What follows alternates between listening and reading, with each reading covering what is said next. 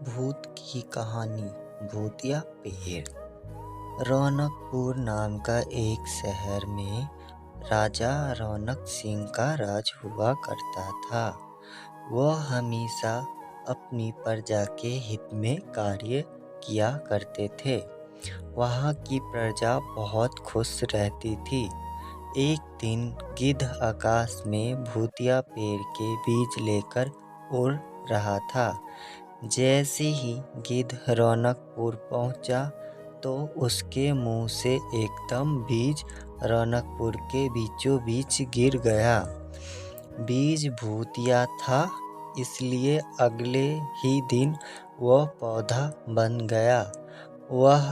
वहाँ के स्थानीय निवासियों ने जब पौधे को देखा तो हैरान रह गए, क्योंकि पौधे का रंग काला था। बाद में लोगों ने आपस में चर्चा की और यह समझा कि खेत में उगने वाला कोई घास पात या वनस्पति होगी। दूसरे दिन वो पौधा काफ़ी बड़ा हो गया।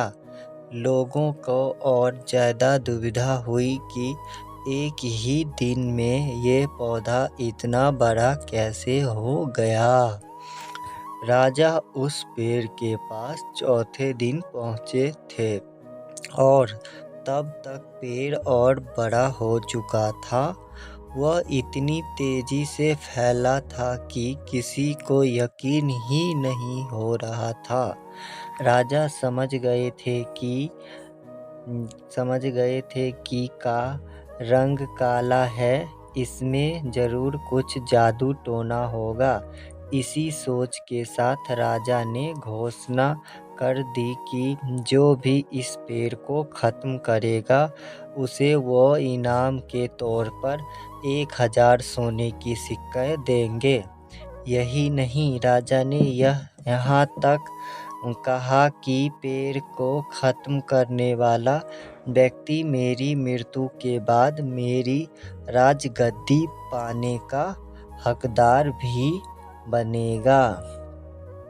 इतनी बड़ी घोषणा सुनने के बाद हर कोई पेड़ ख़त्म करने के लिए अपना दिमाग लगाने लगा।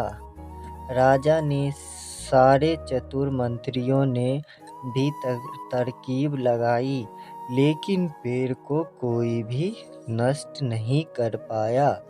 किसी ने पेड़ के आसपास आग लगवाई तो एक मंत्री ने उस भूतिया पेड़ को हाथियों तक से खिंचवाया, लेकिन पेड़ का कुछ भी न हुआ। अब लोगों के मन में डर बैठ गया और उन्हें लगा कि पक्का यह एक ऐसा वैसा नहीं बल्कि भूतिया पेड़ है। तभी उस गांव के एक समझदार व्यक्ति को राजा की घोषणा का पता लगा। जानकारी मिलते ही वह अपने गुरु के पास भूतिया पेड़ से जुड़े रहस्य को जानने के लिए पहुंच गया। गुरुजी ने अपनी ध्यान की शक्ति को एकत्र करके देखा और उससे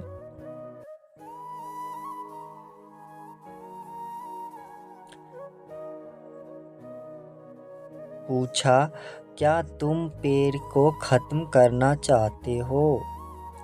समझदार व्यक्ति ने जवाब दिया, हाँ गुरुजी, सब उससे परेशान हैं।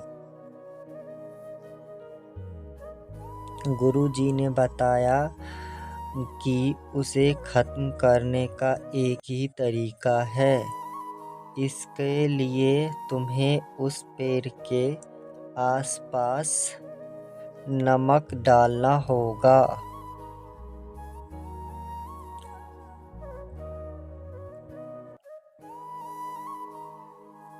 इस तकरीब के बारे में जानते ही वो व्यक्ति तेजी से राजा के पास गया और कहा कि इस पेड़ के आसपास आपको नमक डलवाना होगा।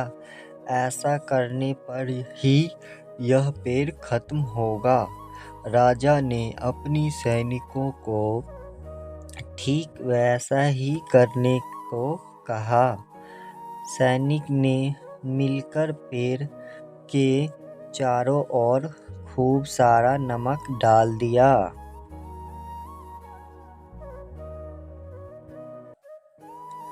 नमक डालने के एक दिन बाद ही पेड़ का आकार कुछ कम हुआ।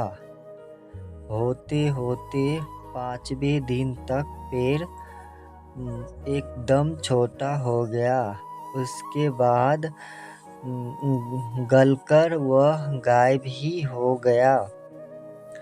उस व्यक्ति को तरकीब काम कर गई और राजा ने खुश होकर उसे इनाम की 1000 सोने की मोहरें पहले दी। उसके बाद एक पत्र दिया जिसमें लिखा था कि वो राजा के मरने के बाद उनकी गद्दी को संभालेंगे। वह समझदार व्यक्ति खुश होकर अपने घर चला गया। कहानी से सीख: